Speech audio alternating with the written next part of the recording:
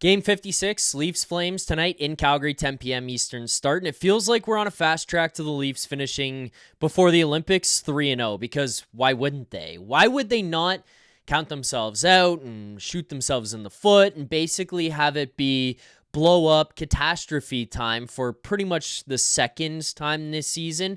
And the first would be if you count back to before December 23rd when they fired Marc Savard, and the entire fan base, myself included, was screaming, it's time for a change. And I thought that when that was happening, it was going to be a more drastic change, whether it be coach or coaching staff, or if it was going to be the GM, or they were going to make some massive move when it came to player personnel. It came in the form of an assistant coach, and yet it turned things around. And now we've fallen back into the darkness and lost a bunch of games and pretty much fallen out of a playoff spot here yet again. And yet you go on the road, you play the Canucks, William Nylander comes back, and Morgan Rielly leaves the game. And the best play that you've seen in about the last month from this team, dating back to the day where they beat the Colorado Avalanche in a heroic effort in Colorado to kick off a mid-level, average Western road trip. Everything's kind of gone downhill since then. And then Rielly leaves, and Nylander's back, and Woll plays well, and they beat the Canucks. Not a very good team, but regardless, a win. Rielly's not going to play tonight. He's not going to play tomorrow against Edmonton. He's going to be out during the break, and he aggravated some injury he's been dealing with for a while. The Maple Leafs historically are unbelievable when Morgan Rielly does not play. I don't know if people remember specifically back to when he got suspended for 5 games against, or for the hit against Ridley Gregg and the Ottawa Senators on the empty net. I know Sens fans hold on to that thing like it's their Stanley Cup, because having a guy score an empty net goal is the most exciting thing that organization has seen until the press release came out about a couple of weeks ago from their team. Outside of those two things, they've really got nothing to hold on to, but that is one that sticks in their heads, and it should if you're a Leafs fan, because it sparked a massive win streak for the Toronto Maple Leafs. It sparked something from this team that made us believe that there was a style of play and a level of execution that the Leafs could finally get to. As pointed out by Sam McKee here today, Morgan Rielly is set to miss the next 2 games before the break. The Maple Leafs record without him since the 2022-2023 season is 23-5-1 over his whole career. It's 46-21-7. And if you're wondering why 23-5-1 is so important, we talked about it on the After Dark show the other day after he left with an injury. The Maple Leafs need to pretty much finish over their next 27 games around 20-7. Really, really unlikely. Impossible? No. But really, really unlikely. Well, over 29 games, if you look at the 23-5-1 record, the Maple Leafs are very successful with no Morgan Rielly in their lineup. If they find a way to replicate that, they could find themselves into a playoff position. Again, unlikely, but it would be the leafiest thing possible to win 3 straight, including a victory on the road against the Edmonton Oilers before you go into the Olympic break. And then everyone sits around and looks at the standings and goes, well, you're not that far. You tie that in with a Boston loss, a Buffalo loss, or something like that. Maybe you tie in Montreal losing a game or 2 over the next 2 days, including tonight into tomorrow, and then playoffs are within reach. I'm not saying it will happen. I'm not saying it should happen. And in all honesty, I think for the betterment of the organization, it's probably better to not just grasp at straws for the next week or so. But it's possible. It is possible. And if the trend continues of success without Morgan Rielly in your lineup, they could just fuck around and make the playoffs. With that, let's get into what we have for tonight's lineups against the Calgary Flames in their second last game of the regular season before the Olympic break. Obviously, plenty of games left after the fact, including lead up to the trade deadline, and then a potential playoff push or a push for Gavin McKenna, Keaton Verhoff, Ivan Stenberg, all those kinds of guys. It could be a very interesting end to the season.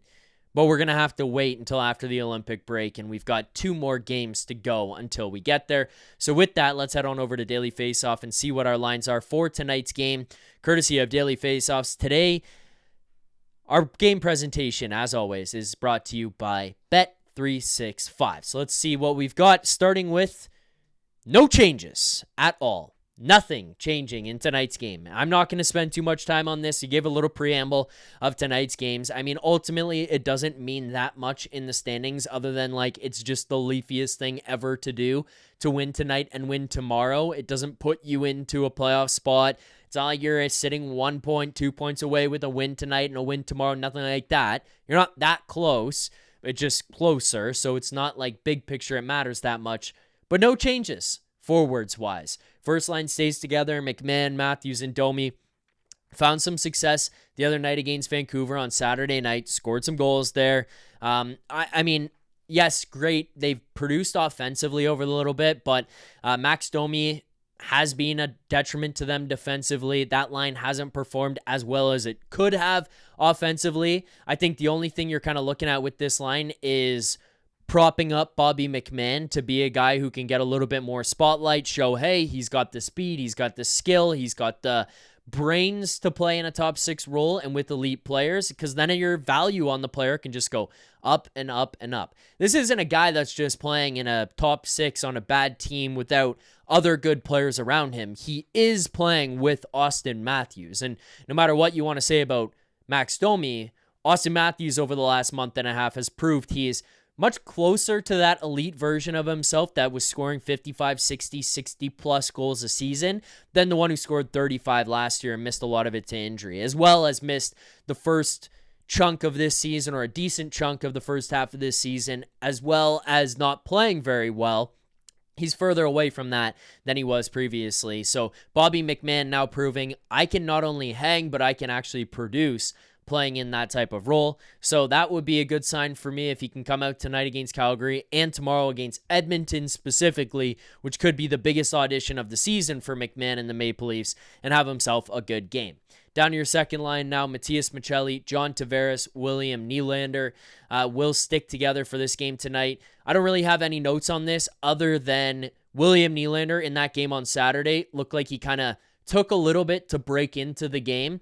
You know, it was a little Forrest Gump-ish where he's got the casings or whatever the hell they're called around his legs, and then the more he gets cooking, the more they break off, and he's absolutely flying. That was how William Nylander's Saturday night game went. It was a slow burn, and then next thing you know, he was off to the races. I think you're going to get a really strong game out of William Nylander tonight. I think him being back with JT helps take pressure off of JT. I think it helps elevate him a little bit. And I think it might elevate Matias Maccelli if you're potentially going to showcase him for a trade leading up to the deadline as well. Oh, you want to see what this playmaking, puck-handling guy can do? Well, here's an elite shooter to play with him. Let's see how they set each other up. Let's see the type of positions he can find William Nylander in. Let's see what it does to elevate John Tavares over the next stretch. So I expect a little bit more from that second line. Down to your third line, Nyes, Watt, Robertson. I really liked Nick Robertson's game on Saturday night. Unfortunately, that line did not get the runway that I would have liked them to get, specifically giving opportunity more to Nick Robertson and Nick Waugh, who were playing a pretty decent game on Saturday. Unfortunately, Berube he's in his ways a little bit here right now. He's going to stick with his guys. Nick Robertson doesn't seem to be the guy that he points to and says, hey, you can get more minutes tonight. You can play 15, 16, 17. No, okay, you're capped at right now 13, 14 on the high end of things. Probably would like to see him get more over the next stretch, but as of right now, if he can play the way that he did against Vancouver on Saturday, carry that over tonight against Calgary, carry that into tomorrow's game against Edmonton, I don't see why he wouldn't be in a position for management and the coaching staff to look at him and say, we could trust you a little bit more. We can put you out into different situations. We can play you more on a first power play look, a more lenient towards what the second power play's ice time looks like and give them more chances. Unfortunately, that wasn't the case on Saturday. Your fourth line, Steven Lorenz, Scott Laughton, Calle Yarncroke. If there's another guy in this lineup I'd like to see get more opportunity, it is Scott Laughton. I know that people accuse me of being a Scott Laughton lover or whatever and say, hey, you've fallen in love with this guy and he's not that good. I know the points production isn't there from Laughton as of right now, but I think that you paid the price you did and you acquired the guy to be a middle to top 6 piece. Probably want him to be a third line guy who could jump up and play second line left wing, take over for JT at 2C at times. And Berube has just never given him that. We saw him play on second line left wing one time and it didn't even stick that long. So I want to see him get more runway. I also imagine you're in a position here now where it's like, you're not showcasing him very well going into trade deadline or this trade freeze if you do want to move off of him, or conversely, if you want to bring him back, what sense would he have that he's welcomed here or that this is where he could thrive and flourish if the only ice time he gets is PK time? Like he plays 8-9 minutes a game if he's just playing 5-on-5. If he plays PK, sure, his ice time can ramp up from there, but it's not being the biggest runway for Scott Laughton right now, and it's a little bit frustrating that he just can't get that trust from the coaching staff.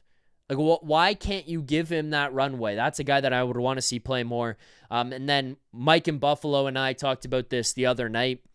The other piece of the puzzle that is a little bit frustrating, which I'm not going to go into too much because I've already beaten this drum as much as I can, but Calle Jarnkrok slotted as fourth line right winger right now. You're sitting Jacob Quillen. You're sitting Easton Cowan. They can't get into your lineup. Okay, if they're not going to play, send them to the AHL. Send them to the fucking AHL. Don't just be dragging these guys around. I think both of them are good enough to at least be playing, especially in a season where you're like basically in tank position right now. Unless the only saving grace is if I find out or we find out that Calle Jarnkrok is being showcased for a trade. Okay, sure, I can bite that bullet and understand it for a little bit, but you've got Quillen and Cowan who are now playing minimal minutes when they do play, and then otherwise they're just sitting in the press box and playing practices and morning skates over the last month. Like, that's not very good for a guy's development or his swagger. Like, you talk about, he's missing his swagger. It was something that Berube said of Easton Cowan. He's lost his swagger a little bit. Well, now he's not even playing. And he's not in the AHL. He's not in the NHL. He's just on the outside looking in. I find it hard to believe a guy's going to find his swagger just by waking up and looking in the mirror in the morning. You got to get yourself on the ice and get involved. But I've done this conversation far too much, and at this point, it's probably getting a little bit redundant and a little bit annoying for people. So I'll just leave it at that. Down to your defensive pairings for this one tonight. Jake McCabe, Brendan Carlo will be your first pair. OEL, Troy Stetcher, your second pair. Simone Benoit, Phil Myers as your third pair. Talk about Craig Berube being stuck in his ways on some of this, which is, it's kind of strange because you went from the beginning of the season where nobody could get a grip on anything, which I do think was a big part or was a lot because of the fact that you had all these injuries that were piling up. So, okay, fair there. Like, you've got guys who are injured. They can't get into the lineup. So you're going to look at what are the next options. Oh, this line didn't work. Now this guy's out. You have to move things around. I can understand why some of that can't be a little bit more consistent night to night or within a game. But at the same time, it was all over the place. And now you've gotten to a point where it's like, young guys don't play, lines don't change. Phil Myers and Simone Benoit are my guys. Marshall Rafai gets in the game on Saturday night. I know he had a tough one. I know it wasn't his best game. I'm not trying to say he looked like fucking Cale Makar out there and he should be playing, but you gave him one opportunity and you called it quits. I'm sorry, Phil Myers has been not good this season. There are ways to describe his play that are actually far more aggressive than not good, but I'll just leave it at not good. He has not been an NHL caliber defenseman for 99% of this season, and yet here you are, Morgan Rielly out of the lineup, Marshall Rafai out, Simone Benoit, Phil Myers back into this one. I don't understand why you can't give him a chance. I get there's a little bit of trying to manage lefty-righty here. Benoit comes back in lefty, Myers righty. Otherwise, you're probably looking at a Rafai Myers, which is Okay, yeah, Benoit Myers is the lesser of two evils, but there are definitely ways that you could balance this thing out a little bit better and put Marshall Rafai in and give him opportunities. Like, again, I think you're more in a bottom out situation than you are in a push for the playoffs situation, given where the season has gone and the fact that the teams above you, they don't lose. And they don't walk away from games without picking up points. So I would have liked to see Marshall Rafai get another chance. But regardless, he's out. Benoit Myers back in. Morgan Rielly will miss, as we said already a few different times, tonight's game and tomorrow's game, and will be out throughout the course of the Olympic break, rehabbing or healing whatever has aggravated him over the last little bit and was injured the other night against the Vancouver Canucks. So those are your forward lines, defensive lines. Your power play for tonight's game: Matthew Nyes, John Tavares, William Nylander, Auston Matthews, and Oliver Ekman-Larsson will be your first unit. You want another reason why this team's going to find a way to have success here now?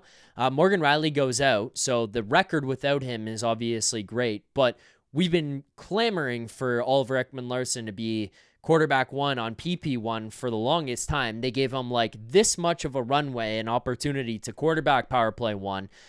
Now Morgan Rielly, the option's not there. You can't play him as the QB1 on PP1, so you have to put Oliver Ekman-Larsson in.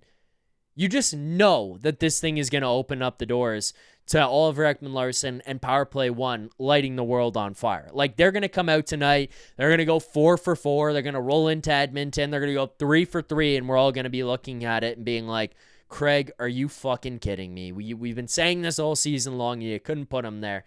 You just know that that's going to be the case, but OEL will run power play 1. Power play 2, Bobby McMann, Max Domi, Nick Robertson, Matthias Michelli, and Jake McCabe is your second unit for tonight. Goaltenders in this one, again, a 10 p.m. Eastern start. They're out in Calgary, so make sure to get your rest in, get your coffees in, because we're going to be up late and breaking things down later. But Joseph Woll will take on Dustin Wolf in this game between the Flames and the Maple Leafs. Anthony Stolar is set to get tomorrow night's game against the Edmonton Oilers, his old team. Let's now get to our best bet, and our best bet segment is a presentation of Bet365. Whatever your bet is, it's never ordinary at Bet365. Use promo code NATION, that's NATION, code NATION, NATION. Must be 19 or older, Ontario only. Please play responsibly. If you're someone who knows a gambling problem, visit connectsontario.ca. Best bet for tonight. Coming off of 2 straight losses over the last little bit, we're down 1.2 units on the season here now. That would be $120. We are down. We were down 0.2. We went big on William Nylander anytime goal against the Vancouver Canucks. Thought it was going to be an opportunity for him in a return game. I did think he was engaged. I thought he looked good. I thought he had a couple of chances, including one late in the third period to take a lead, and one in overtime that I thought he could have had there as well. Doesn't capitalize on either of those, so we lost a full unit. But we're going to go back to William Nylander here tonight for tonight's best bet. You just jump over to the player props tab in the Bet365 page. You're going to go William Nylander anytime goal plus 180. A half unit on this one. $50 will profit you $90 here tonight. We're looking for a half unit, $50, profiting you $90 in this game. That is tonight's best bet. Just want to jump over and show people before we wrap this thing up what tonight's money line, sides, and totals look like. Leafs money line over on Bet365. They are favored slightly against the Flames, minus 115. The Flames, minus 105, a total of 6. Minus 120 to the over, plus 100 to the under. Puck line tonight, minus 1.5 for the Leafs, plus 205. Plus 1.5 is minus 250. So, it's really close to a best bet. I don't think I can do it because I don't trust them enough. But Leafs puck line at plus 205 is getting interesting. Minus 1.5 plus 205 is interesting. I think as bad as the Leafs are, I think they're better than Calgary. Whether they decide to show up tonight or not, I don't fucking know. Whether Joseph Woll has a game tonight or not, I don't know. Those factors scare me, but I would lean far more towards a Leafs -1.5 at +205. That'll be it for today's game preview. Those are your lines, defensive pairings, your goaltenders for tonight, as well as your power play units, and your best bet. If you enjoyed this video, make sure to hit that like button, subscribe here to the channel. Leafs Nation 401 right here on YouTube. If you want to listen to this in podcast form, or you want to listen to Leafs Nation After Dark, check us out on the Leafs Nation After Dark, wherever you get your podcast game previews and post games, all posted over there on that podcast feed. So make sure to check that out. I will be back following tonight's game against the Calgary Flames, and I will be joined tonight by Nick Alberga right here on the postgame live from the Saddledome in Calgary. So make sure to tune into that around 1 a.m. Eastern time. Yes, ladies and gentlemen, it's a late one tonight. Thank you for watching. I will see you guys all back here later tonight / early tomorrow, I guess. Looking forward to it. Make sure to hit that like button, subscribe on your way out. Thank you for watching, and as always, keep believing. For more content just like this, including game previews, post-game live shows, Leafs Morning Take Monday through Friday with Nick Alberga and Jay Rosehill with special guests, as well as instant reaction videos, make sure to be subscribed here to the Leafs Nation YouTube channel. Turn on notifications so you don't miss anything, and drop a like.